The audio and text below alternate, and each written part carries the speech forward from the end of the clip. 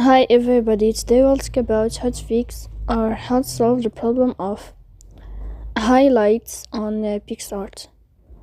To know how to fix or how to solve highlights on Picsart app, you should just go to settings. Here you can click on apps, default apps, app settings.